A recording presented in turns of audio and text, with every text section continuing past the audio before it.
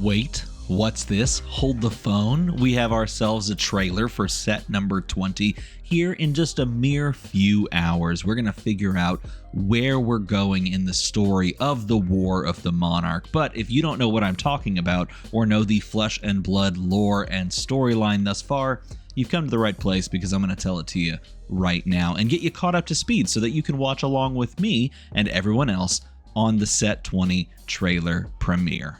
Before we dive into the lore, though, I will point you to the location of the premiere. It's over on the main Flesh and Blood YouTube channel. It says Set 20 official teaser. It premieres in 8 hours at the time of recording this video, and it's called Wrath of the Monarch IAR Teaser 1. Now, it's interesting because Irathiel is the, like the indicator for the IAR part. Like, that's short for Irathiel. But this is called Wrath of the Monarch, and to understand maybe some of what we're going to be getting into, along with this art that you see here of 3 light warriors, well, I should say 2 light warriors, 1 potential light warrior in Dorinthia, and a light illusionist over there in Prism, and what they're doing on the ruined heap of stones that used to be the Wall of Solana. You need to go back a little bit. So let's go ahead and take a nice little deep dive back into the lore of Flesh and Blood one more time, but this time take it to its natural conclusion, which is the jumping off point for Set 20. So if you've watched a lot of these videos before, I am going to cover stuff I've already talked about, but I feel like it's necessary to really understand from the beginning where we've gotten to. So when Wraith was settled by humans, they came from a different plane of existence. They find this continent called, they call it Wraith, I guess, and they settle various parts of Wraith. They go about the world, they make a map, and so on and so forth, and they discover that there are these ancient deities, these beings, these otherworldly, interdimensional creatures known as the Old Ones, who have laid claim to various portions of the world, or really just all of that world.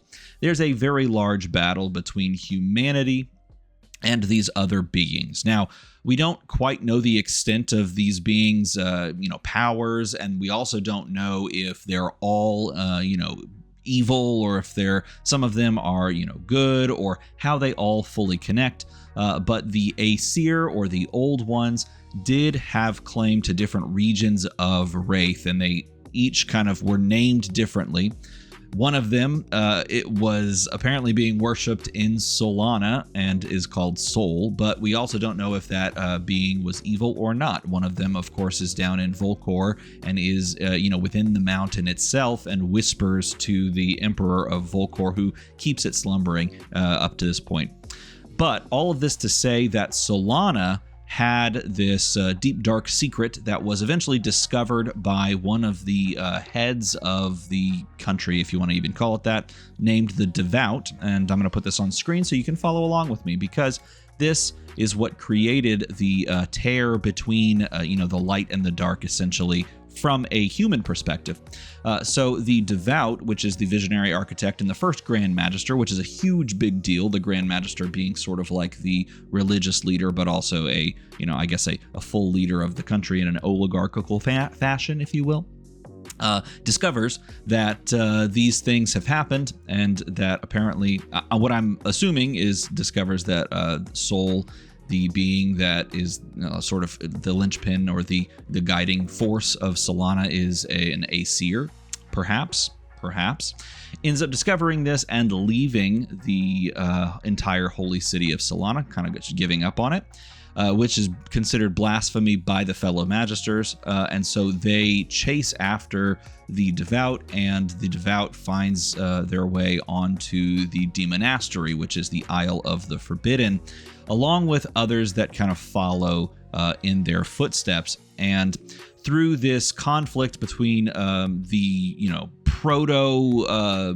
don't know what you want to call it, the proto group, the first group of the demonastery and the dark arts people against the members of Solana, they create this immediate rift between the two of them. And a bunch of the demonastery folks sacrifice themselves, imbuing their essence into the stones and the chains and all of that sort of stuff. Right here, you can see that. And they somehow manage to sever the demonastery from reality, and it lives in a liminal space very similar to what we now know of as the astral plane, the astral, what do they call that thing? The thing that's floating that we just discovered in the Omens of the Third Age, essentially. So just in the same way that we had this revelation that there was this liminal space between the two worlds, there is also a liminal space, in the same perhaps liminal space. The demonastery kind of floats between these worlds, between Wraith and Arathiel, which is the mirrored world of Wraith where these old ones preside. And they've sort of been stuck between the two of them, but sometimes they phase into reality, into the world of Wraith, and they're able to kind of bring people into Wraith. This is said right here. So basically they kind of like appear in a mist and then they disappear. And I'm going to pull up a card because there's actually a card art that depicts this exact thing. Mavrian Skies is a perfect depiction of exactly this, and the Marvel does an even better job. But this is the demonastery actually showing up, and it's actually showing up on the plains of Volcor, the deserts of Volcor. And based on the storyline, like this character right here is technically supposed to be Kasai, or someone that is in Kasai's company, because Kasai actually talks about seeing this take place as they sail over the plains of Volcor and on to combat Solana. Okay, so but that's how the demonastery was formed. That's the dark side of this battle between light and dark. How do they actually get the power to start fighting Solana? Well, that goes a little bit deeper, as Viserai is one of the key pivotal pieces to this puzzle. So if you're trying to follow along, this is the story that Viserai has sort of created, Birth of the Arknight. You can see, obviously, they have some great little key art that they put in alongside of these stories. And if you want to follow along, this is over on legendarystories.net, a website that fully compiles and organizes all of these stories that you could find on the main Flesh and Blood page. But basically, Lord Sutcliffe finds what I would imagine a Volcorian warrior washed up on the shores of the demonastery, and he does a bunch of experiments and attempts to create this being that is super powerful, and he does indeed succeed by taking the Arknight shard and embedding it into the chest of the corpse of this warrior, thus creating Viserai. So he creates Viserai and then sends Viserai on a task to go and fetch some things, literally a fetch quest simulator. Viserai goes and gets the disembodied head of Corva. I think he kills Corva and then gets her book, which is the grimoire of the Haunt, and then brings that over to the disembodied head of, maybe he wasn't disembodied at that point, but Lord Sutcliffe. Brings it to Lord Sutcliffe and does all these other fetch quests. And eventually, after doing all of these fetch quests, he hears a whisper, and I'm not sure that's on this one. It might be at the very end of this story. It does look like it might be right here. He hears the whispers.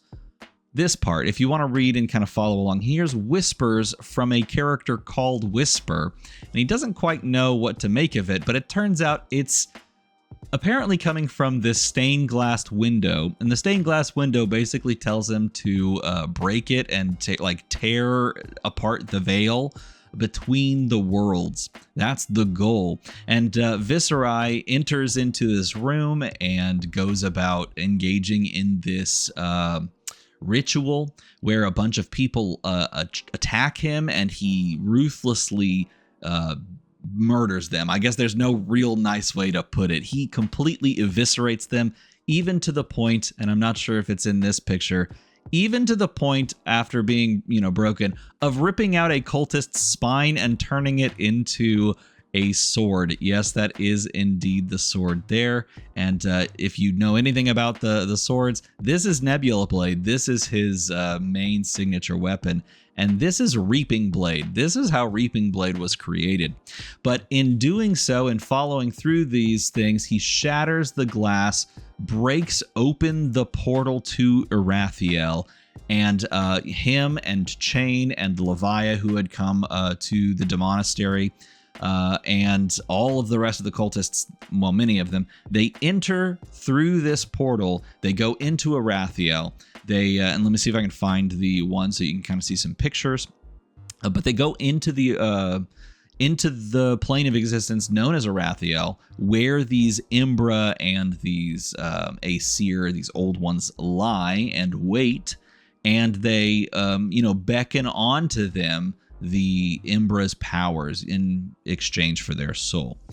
At that point, they have the power to then fly the demonastery over to here's where where she shows up.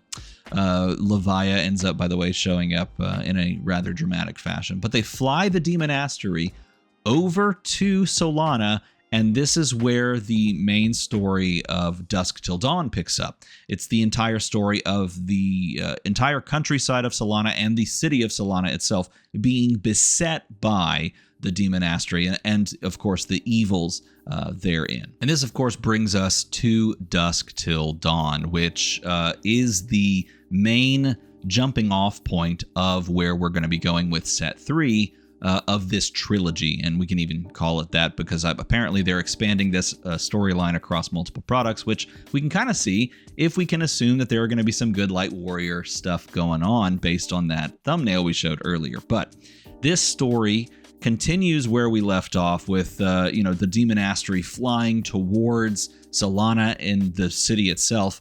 And on the way, of course, like picking off towns on the outskirts of Solana's lands and the Golden Plains. I also want to point this out. In a previous video, I couldn't find this quote right here, but this quote has been floating around since Monarch back in 2021? Darkness, the canvas of the universe.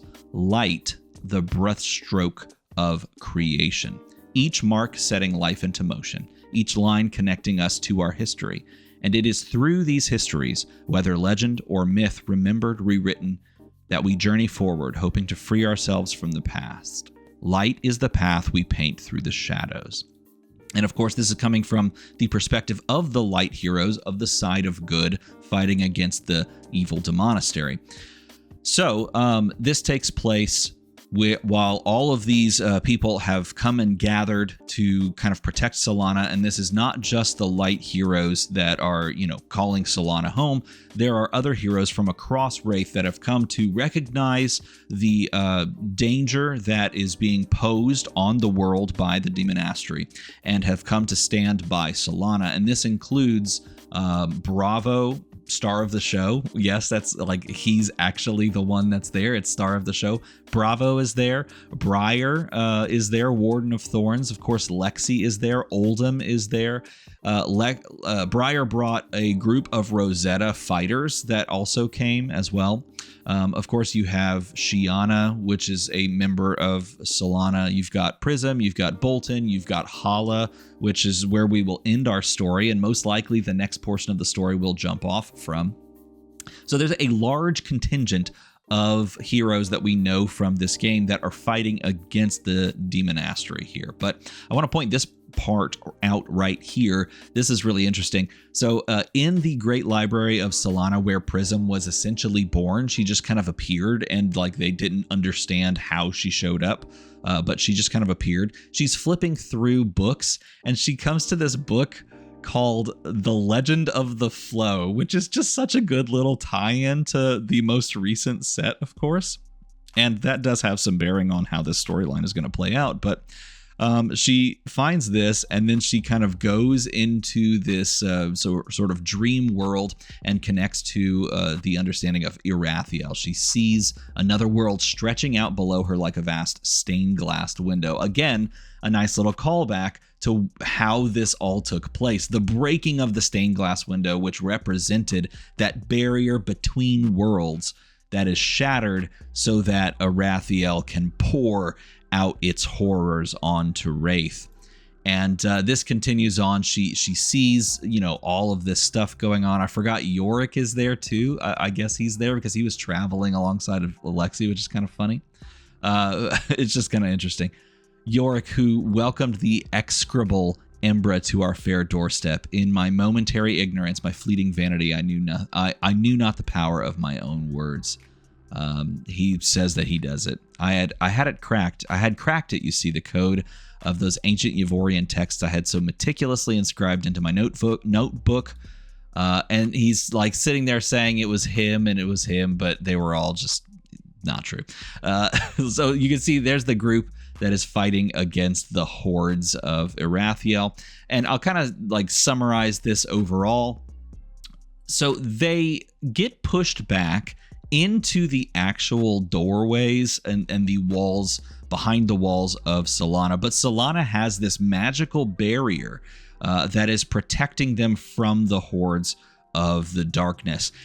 And there's really no way for them to break through. So they're at a stalemate. The overall good guys, if you want to even call them the good guys, because we're still not sure if there's, another thing going on in the background. But the good guys are trapped behind the walls that are protecting them, but they can't push forward and defeat the unending hordes of, the Imbra, if you will. And the darkness can't break through until, of course, they figure out something. And what they figure out is that if they get, and I believe that's in the next story, but this is them all kind of fighting together. They're fighting against it. They get pushed back, of course, from this heroic epic moment in the falling into darkness or falling in darkness story.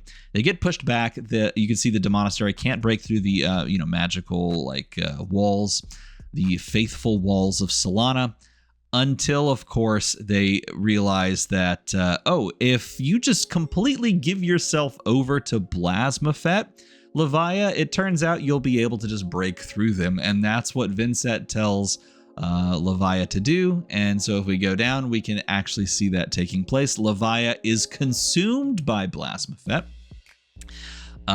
Blasmaphet. I think I got it right the first time. Yeah, it's right here. Blasmaphet. There we go.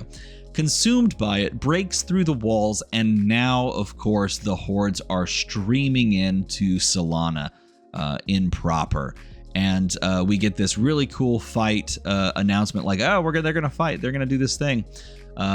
Both in this portion of the story, right at the end of this story, and in Hala's most recently added story to her hero text, which we'll jump to last. And that will, of course, set up what we have going on in this upcoming set. But there's one more point to this story that we need to talk about before we discuss the final moments before this next trailer drops. And this is the most important point of this video. I need to highlight this.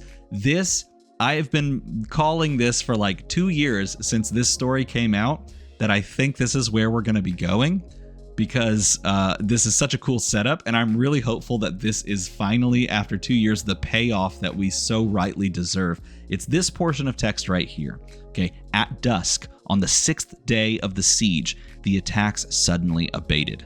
Perhaps even the demonastery's wanton appetite has soured over the waste of monstrous meat. That very evening, within the bright heart of the great library, the allies drew their plans against the besieging horde. For even the gardens of Octogria, whatever that word is, could not feed so many for long. They realized that they're running out of food, that the siege is not going their way. Solana had to strike back with a mortal blow or suffer the slow death of starvation.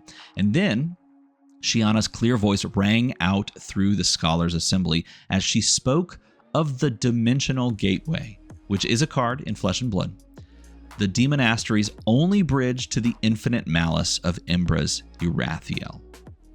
Through substantial cost to their order, the Gemini, which are the secret Solanian spies that have sort of infiltrated all these different parts of Wraith, had discovered a path to the portal and the faces of those few shadow scholars able to control it. Our brave Gemini emissaries have brought us a gift beyond anything we might have hoped for, implored Shiana, a way to end this war once and for all. This is what I thought they were going to set up for part 3 of this story. The good guys, the heroes, the light heroes, have discovered a pathway into Irathiel, and their hand is forced when the walls are broken down that very night. And of course, they regroup, they stand, they go to the solarium, which is sort of like the inner keep, most likely has like a secret passageway out of the city. And they bring as many people as possible there, but they realize they need to stand and protect the people that are making their way to the solarium and try to hold off the darkness and prevent even more death. Which finally takes us to Hala's storyline, which picks up right at that same moment. She sees the breakdown of the wall and the hordes streaming in. She goes and fights. She sees, of course, Levia consumed. She fights to protect a bunch of the townspeople that have made their way into the gates of Solana. She orders her group to protect them, and she deals with one of the mini demons, or whatever you want to call them, monsters that is just attempting to consume as much flesh and meat as possible. She does a very good job. She has a flashback to when she died, and then she saw soul descending from above, or an angel, I should say, of soul descending from above, her wings in purest white. She saw heaven. She gets reborn because it was not her time. And this, by the way, I do want to point out, this does make me question whether or not Soul, as was hinted for so many years, is actually an Aesir or an Old One, or if there's some sort of like internal like Old One fight that's going on. I'm not sure. Either way, she was reborn to protect Solanians, and that is exactly what she ends up doing and becomes Blade Saint because of her rebirth. She then sends and works alongside of both Lexi and Briar and her Rosetta to save civilians, which is kind of a cool little team up. As you can see, these arts are sort of maybe depicting something to that effect. Either way. And then, of course, she kind of rallies everyone back together as Levia stares them down. This is supposed to represent that moment in the storyline, even though that isn't Levia. Stares them down. And they say this super epic ending of, "Let them come," Hala thought. "Let them die by my sword." Lexi jumped down from the roof, Marvel style, landed like Black Widow, and landed by Hala's side. Briar joined them sword in hand. Hala nodded, smiling behind her mask. To their last or our own, we will overcome. That is a freaking sweet way to go out. Okay, so that, I believe, is where we are going to pick up with this story. This, by the way, people are getting hyped already. You can see it right there. Maybe you're in the video now. Get yourself in the chat. Hype. Okay, so here's what I think this is going to be after setting all of that up and helping you understand where we're at. I am very hopeful that we get a set that depicts the storyline of these heroes fighting off the hordes and then making their way to and then through the portal into Arathiel. That would make so much sense with a title, keyword, whatever you want to call that shortened little thing down there of IAR, and Wrath of the Monarch. I think it would be awesome. I mean, it could also represent, the light, beating back the darkness, the Monarch in this case being like Prism or Soul, and these light heroes. Plus, I think Dorinthia is going to become a light warrior. I mean, it's been set up in her own storyline. It could also be that. It could be that, they somehow beat back the darkness, or at least kind of keep the, stem the tide, stem the onslaught. But I'm hoping that they go through the portal into Arathiel, and we have a true like delving into the world of Arathiel, which has been this mirror world to Wraith for so long and kind of hinted at, but maybe we finally get to see it not just in glimpses of art, but in a full storyline mode. And maybe we face down one of these old ones ourselves, and maybe there's a tie-in to, like, I don't know, PvE or ultimate pit fight in some way, shape, or form. I could see it. Maybe you could too. Maybe we'll get some sort of hint, or maybe we'll just see some cool freaking art in 7 hours. But I hope you'll join me alongside of all the others in chat, because I'm going to be there right alongside you as well. So hopefully you learned something from this video. You enjoyed it. You liked a little bit of story time. And if you did, of course, make the number go to the other number. As always, everybody, thanks for watching.